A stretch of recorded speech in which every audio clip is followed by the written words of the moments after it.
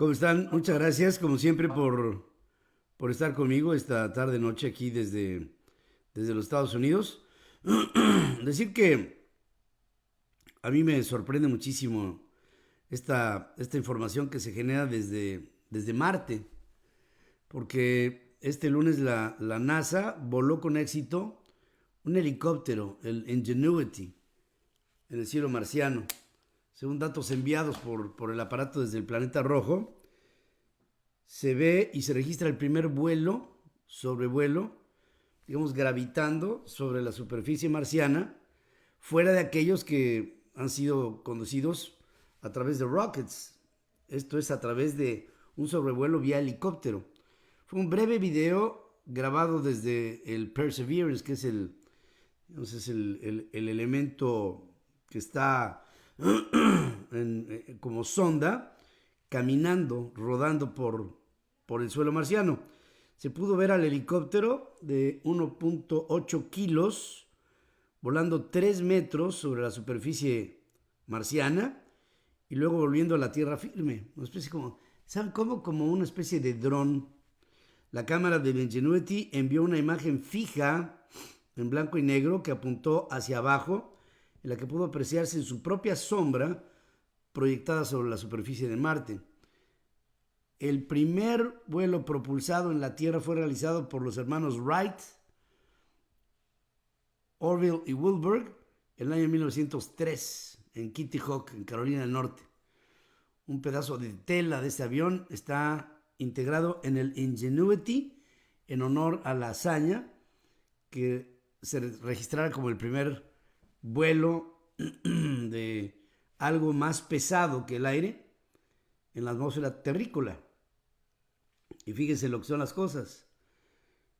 119 años después se da este vuelo de un Ingenuity que en el cielo marciano, fíjense todos los cálculos que hay que hacer para que este pequeño dron vuele, porque las condiciones gravitacionales son unas diferentes a las de la Tierra. Las condiciones atmosféricas son otras diferentes a las de la Tierra. Las condiciones electromagnéticas, el campo magnético del planeta rojo prácticamente es inexistente. Y es otra la variable que se propone justamente por eso. Es decir, campo magnético, atmósfera y atracción del cuerpo celeste del que se trate. Tendría que hacerse un cálculo específico para que no hubiera ni demasiada fuerza ni demasiado poca. Demasiada fuerza se iría hasta quién sabe dónde. Demasiado poca no levantaría. Obviamente que ese cálculo es un cálculo que se mide en base a las variables que acabo de mencionar. Fundamentalmente con eso tienes como para poder diseñar algo que por supuesto que hace que las investigaciones sean mucho más prontas, mucho más expeditas. No es lo mismo andar y rodando como en una especie de jeep, que bueno, con sus complejidades, y otra cosa es sobrevolar muy raso y tener una visual extraordinaria, como un águila que estuviera, digo, esa es la idea al final, que sea como una especie de águila que esté a placer buscando por donde se trata de llegar a plantear alguna curiosidad por alguna investigación en lo particular. Hay anfractuosidades en Marte de 10.000 metros de alto, como por ejemplo sería la montaña Olimpia, que tal vez en algún momento de la vida eso pudo haber sido estoy aventurando, un volcán cuando Marte tuvo actividad volcánica hace 1.500, 2.000 millones de años. Y bueno, este tipo de lugares serán visitados, no digo por el Ingenuity en el cielo marciano, sino por otras sondas que se manden después, que tengan mayores capacidades, mayores dimensiones, formas de controlar mucho más eficaces, que hagan que estos sobrevuelos sean pues, la diferencia total entre una investigación por tierra a una investigación por aire. Me pareció histórico, esto que se dio el día de hoy con este sobrevuelo en el planeta rojo. Fue un sobrevuelo muy pequeñito, pero altamente significativo. Imagínense ustedes el controlar un aparato así a la distancia de la Tierra, de Marte, en la que llegar hasta allá se requieren de muchos minutos de ida para dar la señal, muchos minutos de regreso para contestar en la orden dada y así una interactividad pues que se lleva tiempo y es tiempo luz, espacio luz y es extraordinario. Yo pienso que de seguir así, en la siguiente década, en la década de los 30, habrá entre los 30 y los 40 una primera misión a Marte. No es lo mismo que ir a la Luna, ojo. La Luna está a 384.000, 383.000 kilómetros de distancia. Marte debe de estar a, no sé, unas 4 unidades astronómicas de la Tierra, es decir, entre 3 y 4 veces la distancia que hay entre la Tierra y el Sol, dependiendo de dónde se encuentre Marte con respecto a la Tierra, el momento del lanzamiento y el momento del arribo, porque van moviéndose de maneras diferentes en sus órbitas. Es como un tiro al pichón. Hay que agarrar a Marte en su trayectoria más corta, calcularla para que entonces la coincidencia a la hora de llegar, la sonda, la que sea, pues complete un viaje. Ahora, un viaje así, pues representa a las capacidades tecnológicas que hoy tenemos, pues representa un viaje de un año, año y medio, 2, 3, dependiendo de la posición estratégica de cómo se encuentre la distancia entre los dos planetas. Imagínense ustedes, el llegar implicará forzosamente hacer colonia antes de regresar. No es nada más llego, toco y me regreso. Es llego, toco, me establezco, me estabilizo y podría pensarse, por supuesto, en la eventualidad de regresar. Nada más que no es así en Chile, me está gorda, ¿no? Es un asunto muy complejo y para eso se necesita que el hombre evolucione en las cargas, en las potencias, en los diseños, pues en todo, para hacer que esta posible colonización de Marte empiece a ser ya una realidad. Y estamos muy cerca, digamos en términos humanos, ¿no? Perdón, no humanos, no, estamos lejos. En términos de la humanidad, estamos cerca de que se pueda hacer esta hazaña, después de todo lo que se ha recorrido por el hombre, digamos, con un estudio ya mucho más profundo, desde los primeros lanzamientos, primero de hombres al espacio, hombres a la atmósfera, después satélites artificiales, la llegada del hombre a la Luna, y después el envío de sondas a Marte, a Júpiter, a Venus, a Mercurio, al mismo Sol, a todo, a Saturno, y después más allá de Plutón y pues ahí. Todas estas experiencias se han venido acumulando y entre estas experiencias, el desarrollo tecnológico de las radiofrecuencias, el desarrollo científico en términos generales con los avistamientos que hemos podido ver a través de los telescopios espaciales instalados en la atmósfera, como es el caso del Hubble, pues todo esto, el telescopio de Atacama, el radiotelescopios en todas partes del planeta, todo esto ha venido a revolucionar este mundo maravilloso de la ciencia y de los retos tecnológicos que nos propone el siglo XXI. Obviamente, para cuando termine este siglo, ya habremos avanzado muchísimo. Lástima que no me va a tocar como me gustaría. Pero a lo mejor me consigo una platea en algún lugar del firmamento para ver a detalle hasta dónde puede llegar el hombre a tocar las estrellas. Es A mí se me enchina el cuero cabelludo, nada más de pedir, iba a decir que se me paran los pelos, pero pues está muy difícil, ¿no? Pero se me eriza la piel solamente en poder pensar en todas esas posibilidades. Porque estamos hablando de un universo insondable, de infinitas capacidades para hasta, a lo mejor en algún momento, hasta viajar a través del tiempo. Que eso no tengo duda, que por lo menos en la cuántica no sería un concepto desconocido.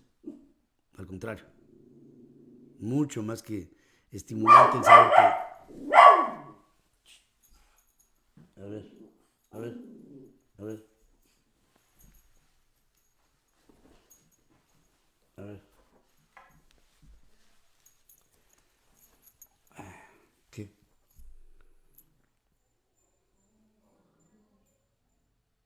¿Ustedes creen que le importa? Ya, o sea, ¿ya? Saluda. Pues sí, está... Mónica Aguilar es un tema fascinante, extraordinario, que me encantó empezar por ahí porque me acordé de Bradbury ahí con sus arenas de Marte. ¿Han leído ese libro? ¿Han leído? A ver, contéstenme. ¿Han leído Las arenas de Marte? ¿Quién ladró? Yo, Jaime, ladré yo. No, este no es Pilón. Este es Roth. Este que les acabo de presentar.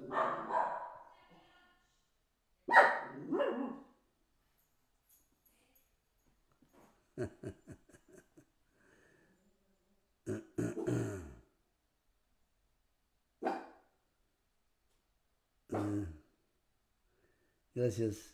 Bárbara Lizárraga, José Omar Escamilla. Buenas tardes, Pedro.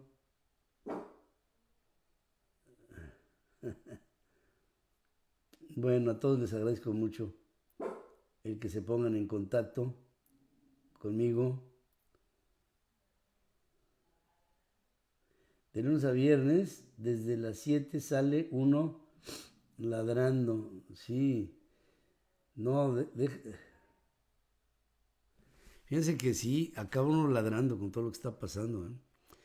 Estoy viendo que se enrarece mucho el ambiente hacia las elecciones intermedias.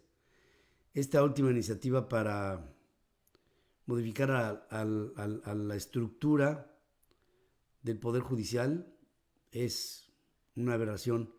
Ha habido muchas voces de analistas y de abogados y de expertos que advierten que además de inconstitucional, la reforma al Poder Judicial que extiende por 2 años el periodo, o sea, 2 años, no es nada más así, 2 años, 2 años es el 50% del tiempo de un presidente de la Suprema Corte, el 50%. Esto va a provocar una crisis en el máximo tribunal de la justicia mexicana.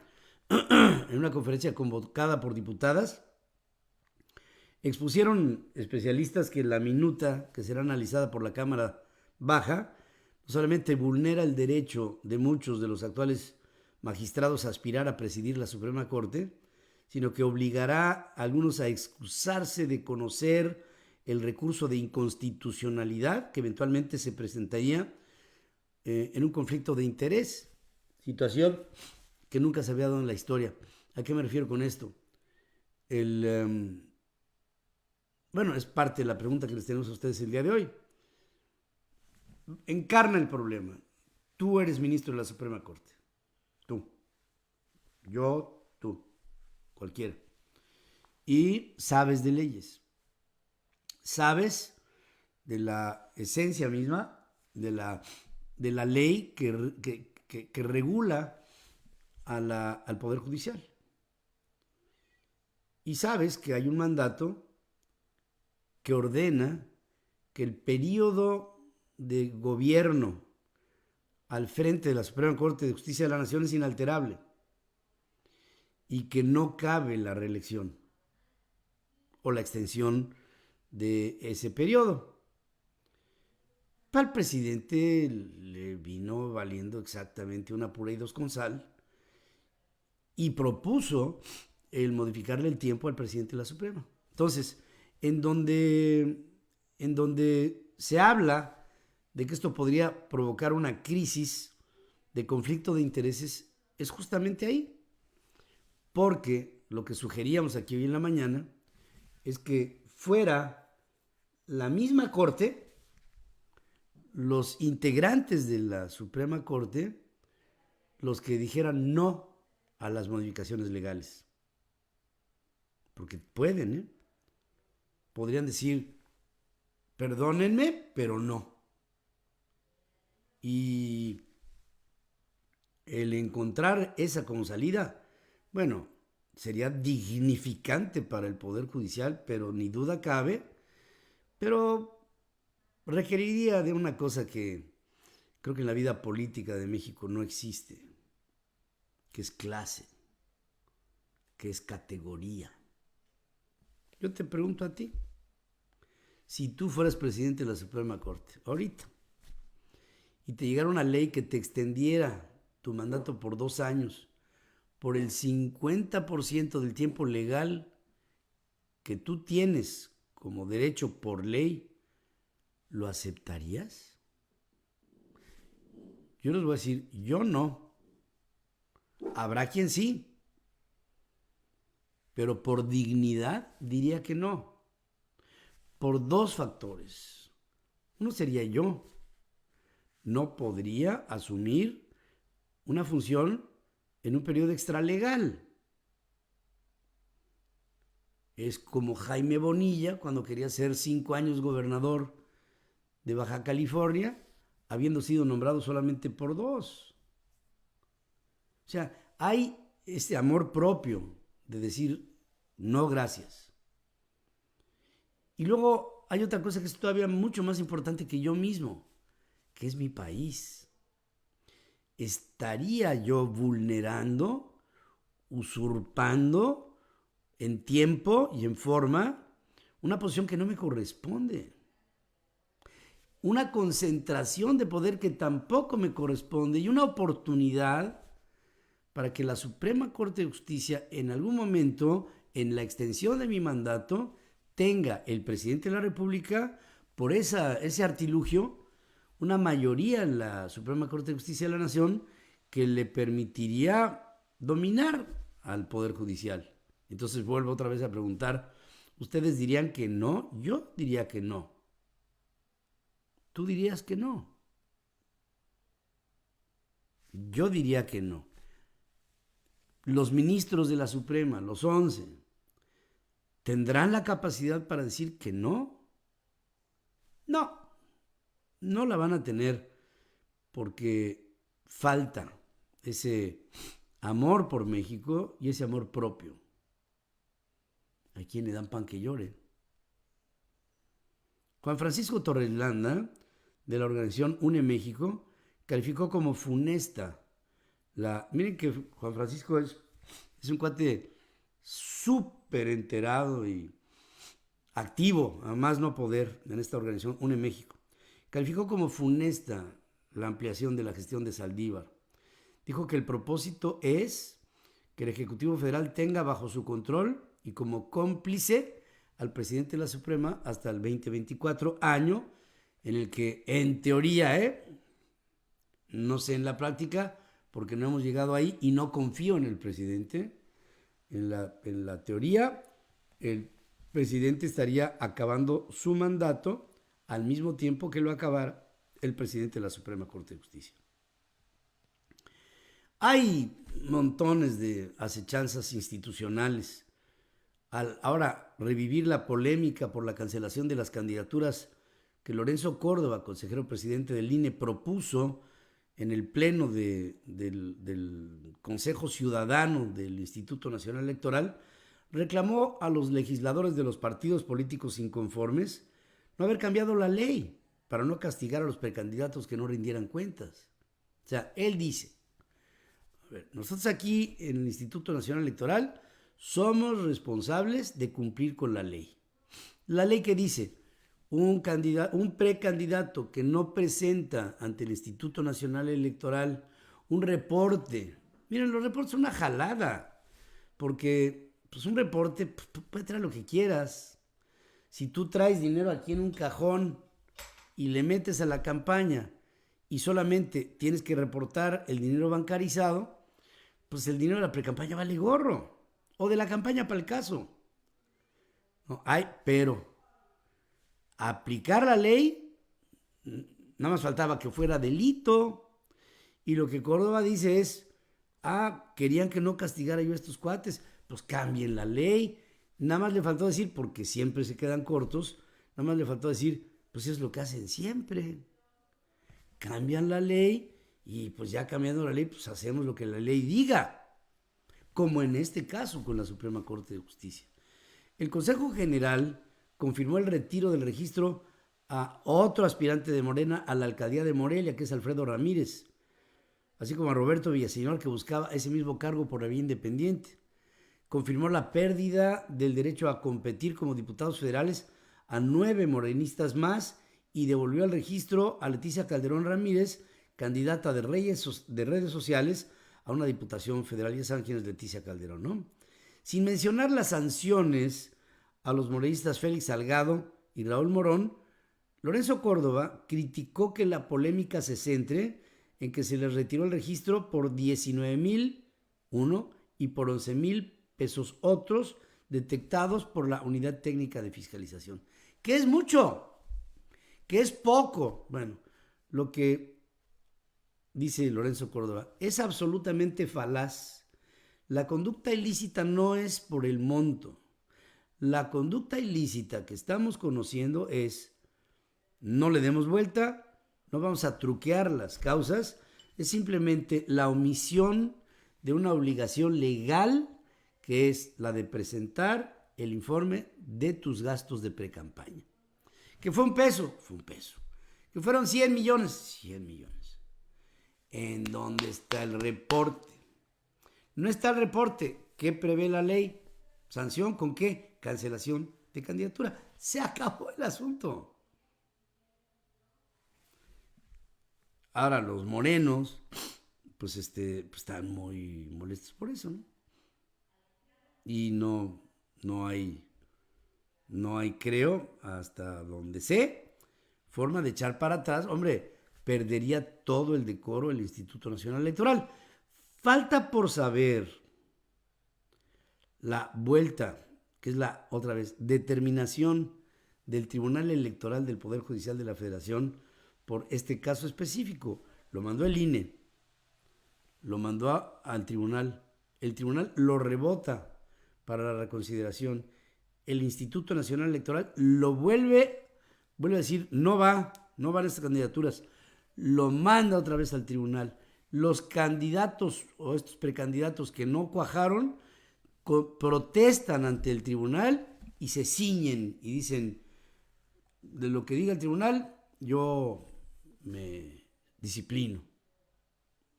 Que además, ¿qué otra más que eso? Esa segunda posición del Tribunal Electoral de la Federación todavía no se ha dado. Y tiene que hacerse ya. ¿Verdad?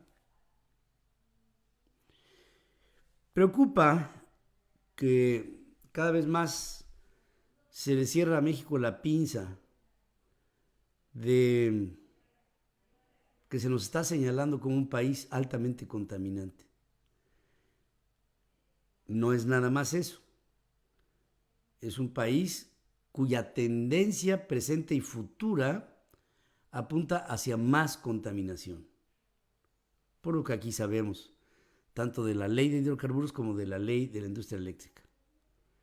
Los campos petroleros y las refinerías de Pemex colocan a México como el quinto país con mayor número de emisiones de dióxido de azufre, o sea, SO2, contaminante en el aire que genera graves problemas a la salud. Esto es un ranking que hace Greenpeace, una clasificación. Esta organización ambientalista internacional estimó en su reporte más reciente que durante el 2019 México emitió alrededor de 1.873 kilotones de dióxido de azufre, el 6.5% de las emisiones globales de dióxido de azufre en el mundo, equivalente a 2.3 veces la cantidad de dióxido de azufre que genera Estados Unidos.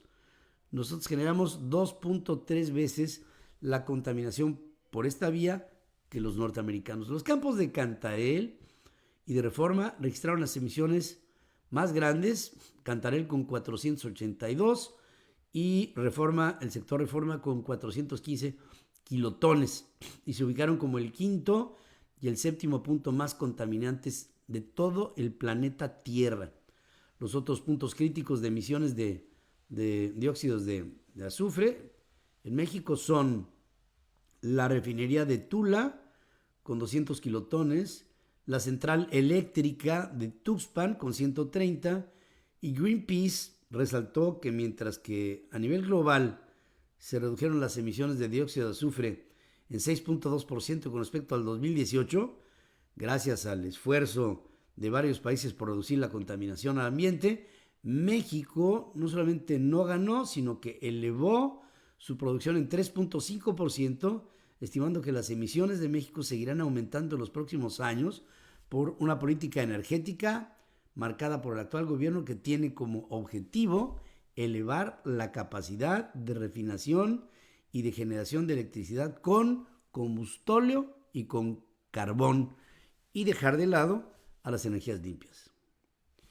Esto va a traer muchos problemas a México. Vamos a ser muy señalados y pienso que hasta impedidos. Yo, como, digamos, pensando desde la perspectiva de un país desarrollado, yo frenaría a México. Porque hacia el cambio climático los esfuerzos tienen que ser conjuntos. Si no lo son, se pierde la intención. ¿De qué le sirve a Estados Unidos tener 0 emisiones si su vecino contamina 2.3 veces más que lo que está contaminando Estados Unidos en este momento? Es como fumar en el mismo cuarto.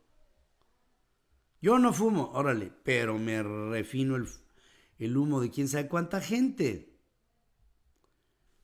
Ese es el asunto. También decir que luego de que Petróleos Mexicanos con el presidente al frente, ¿no?, ratificaron un acuerdo reparatorio por $216,664,040, Artemio Zúñiga Mendoza, juez de control del Centro de Justicia Penal Federal del Reclusorio Norte, suspendió el proceso de lavado de dinero en contra de Alonso Ancira por el caso de agronitrogenados y ordenó su libertad después de 2 meses y medio de encarcelamiento, ya en México, porque estuvo encarcelado en España. De acuerdo con Mauricio Flores, abogado del dueño de Altos Hornos de México, con la formalización de este convenio, la Unidad de Inteligencia Financiera iniciará el proceso para desbloquear las cuentas bancarias del empresario y este entregará en garantía 50 bienes inmuebles, en tanto cubre el pago por el daño patrimonial en un plazo de 3 años. 50 bienes inmuebles. Alonso Ancira pagará $216,664,040 en 3 exhibiciones de $72,221,346 cada una. O sea, 3 emisiones anuales de 72 y pico de millones. La primera el 30 de noviembre, la segunda la misma fecha del año entrante. Perdóname, pero traigo un catarro. Y la tercera en el último día de noviembre del 2023. Y con ello repararía el daño. Eso es agronitrogenados de Veracruz. Falta Fertinal. Y ahí pienso que no va a ser el mismo tratamiento, ya que el involucrado es un empresario ligado con el presidente de la República. Y veremos, pues, cómo arde la cera, ¿no? ¿Se acuerdan del rector de la Universidad Autónoma del Estado de Morelos? Bueno, pues la Fiscalía Anticorrupción de ese estado está ofreciendo una recompensa de casi 100,000 pesos para dar con el paradero de Alejandro Vera Jiménez, el que fuera rector de la Universidad Autónoma del Estado de Morelos. Quiero decirles que el acusado de este hecho ilícito es un hombre que pues tuvo toda la posibilidad de que con la denuncia que se presentó en su contra, pues el rector simplemente se escapó. Hoy es un prófugo de la justicia y como todo lo que pasa en México, hay pues una recompensa que se ofrece porque este hombre que pudo haber sido capturado por las autoridades inmediatamente, no lo hicieron así, pues simplemente porque pues, no están dadas las condiciones en la Fiscalía General de la República ni en ningún lado para que haya del lado de las autoridades un operativo de inteligencia que impida que este tipo de gente se vaya. El hecho es que se peló. Emma Coronel, la última esposa de Joaquín El Chapo Guzmán, se dedica a leer, fíjense la vida de Emma Coronel, se dedica a leer cuando permanece encerrada todos los días, aproximadamente 22 horas diarias. Según denuncia Mariel Colón, abogada defensora de Emma Coronel, una de tantas, indicó que ya solicitó mejores condiciones de confinamiento en el centro de detención de Alexandria, en Virginia, en el estado de Virginia. Explicó que su cliente solamente es llevada en la madrugada a un salón dentro del penal en donde permanece por 2 horas. Fíjate nada más en qué estado tiene esta mujer. La mujer se pasa 22 horas al día sola. La sacan en la madrugada cuando no hay nadie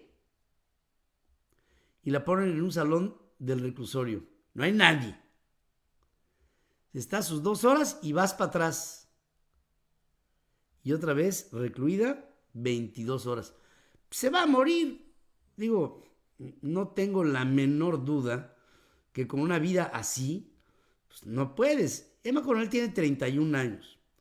Fue detenida en febrero en el aeropuerto de Dulles, ahí en las afueras de Washington. La esposa del Chapo, que es, por cierto, tiene la doble nacionalidad, es estadounidense y es mexicana. Está acusada de haber participado en una asociación ilícita para traficar cocaína, metanfetaminas, heroína y marihuana. Y también por haberse unido a otros a ayudar al Chapo Guzmán a escapar. ¿Se acuerdan ustedes cuando la fuga del penal del Altiplano? Esto en Almoloya de Juárez, en el Estado de México. Esto fue en el 2015. Seguramente se acuerdan de esto. Tiempo en el que el secretario de Gobernación, Miguel Ángel Osorio Chong, que era el último, o más bien dicho, el primer responsable de que el Chapo no se escapara, le habla el presidente Enrique Peña Nieto, dice: ¿qué pasó con el Chapo? Se nos peló, y lo que estábamos todos esperando es que cayera el secretario de Gobernación. No cayó. Después vino una reaprehensión. Ahora, ¿quién lo deja salir? ¿Cómo es que se pela? ¡Úpale! Pues ahí acuérdense ustedes cómo estuvo, ¿no? Se hace un túnel entre la regadera de la celda del Chapo Guzmán y una salida a 2 kilómetros de distancia, con todo el material que pudo haber salido del subsuelo y no se dio cuenta ninguna autoridad. y perforan la losa de cimentación de un aeropuerto, de un penal de alta seguridad como este, y nadie se dio cuenta del ruido de los taladros, y nadie se dio cuenta de que es concreto armado. Bueno, la sola vibración hubiera hecho temblar a la cocina del reclusorio, a los locutorios, a la dirección general. Nadie se dio cuenta de nada. Como que no suena esto muy raro. Pero por supuesto que tuvo que haber habido el contubernio de alguien dentro de la administración del presidente Peña Nieto, pero pues eso ya es otro asunto. Ahora que se le acusa a esta mujer de que le ayudaron a escapar al Chapo, pues lo único que habrá hecho esta pobre es esperarlo afuera, en algún lugar, que me imagino que habrá tenido ganas de verlo, pero nada más.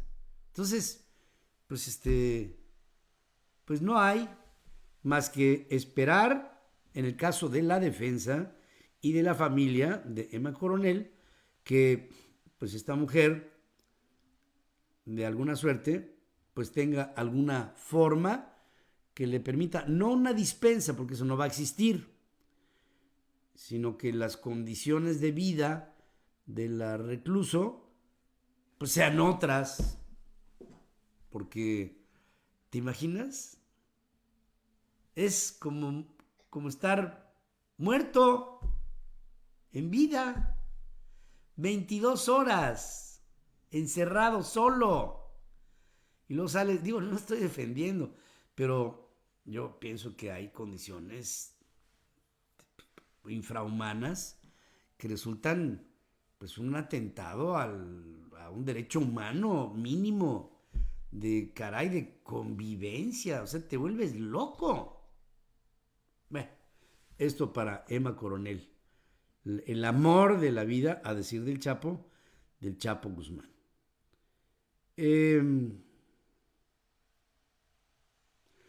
Alejandro Yamatei, el presidente de Guatemala, solicitó a México y a los Estados Unidos abrir mercados a su país para acabar con movimientos migratorios masivos y acometer ese problema con cambios estructurales, dice, que ataquen la base de las situaciones que viven miles de familias centroamericanas y que son la principal causa por la que decidirían abandonar sus países.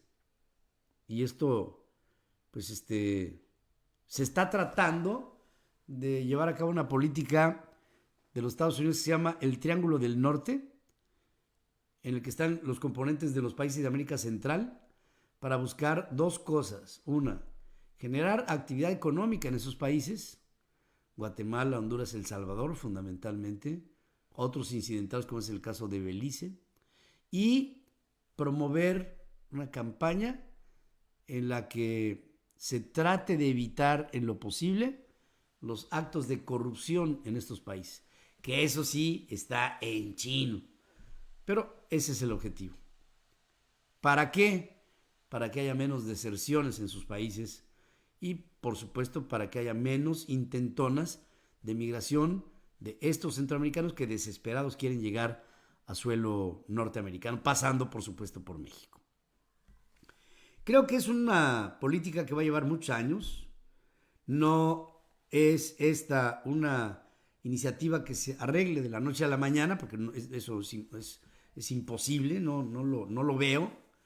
Y se me hace, y perdón la postura, pero se me hace hasta infantil.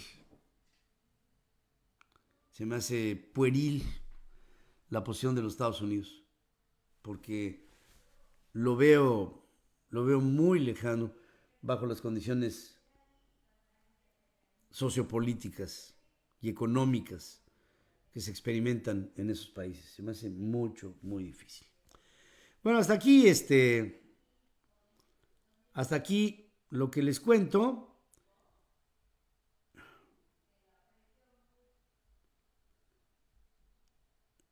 Bueno, Vladimir Putin sí va a participar en la cumbre climática convocada por Joe Biden, programada para este jueves, según confirma el Kremlin. Y esto es una buena noticia, ya que estoy viendo una brutal rispidez en la relación entre Moscú y Washington. Muy fuerte la rispidez. Está, yo creo que en un punto, si no de quiebre, en un punto de distancia tremendamente acentuado. El gobierno de Rusia calificó como provocadora y poco amistosa la expulsión de 18 diplomáticos rusos vinculados presuntamente en la embajada de Praga, en República Checa, luego de señalar a Moscú como el responsable de una explosión en un depósito de municiones checo en el año 2014. Fíjense hasta dónde viene la repercusión 7 años después, ¿no? Algo no está jalando bien con Rusia. Hay demasiados frentes y aparte tienen un frente interior tremendo.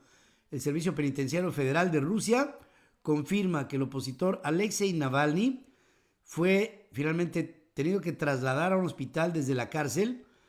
Estaba ahí cumpliendo no solamente una condena, llevaba 3 semanas en huelga de hambre, estaba deteriorado, en cualquier momento podía morir. Y se recalca ahora que una vez que se llevó al hospital, no le iban a dejar morir, se le lleva al hospital y pues el estado de salud hasta este momento que se reporta es satisfactorio, nada más. Pues hasta aquí la información que les traigo, mis queridos amigos. Gracias como siempre por el favor de su atención, gracias por sus comentarios. Haz patria, ni un voto para Morena, la desgracia de México, me dice Rafael Palacios, y tienes toda la razón. Gracias a todos. Jesús 10.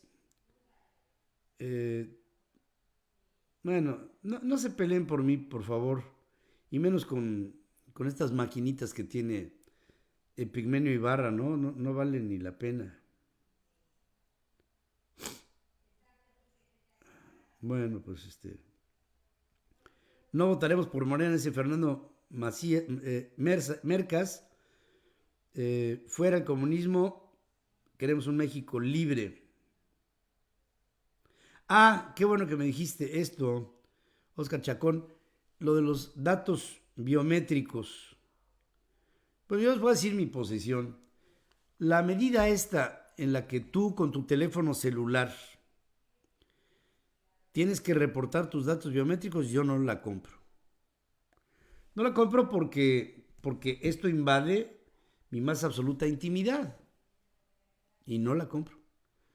Y falta que la hagan obligatoria.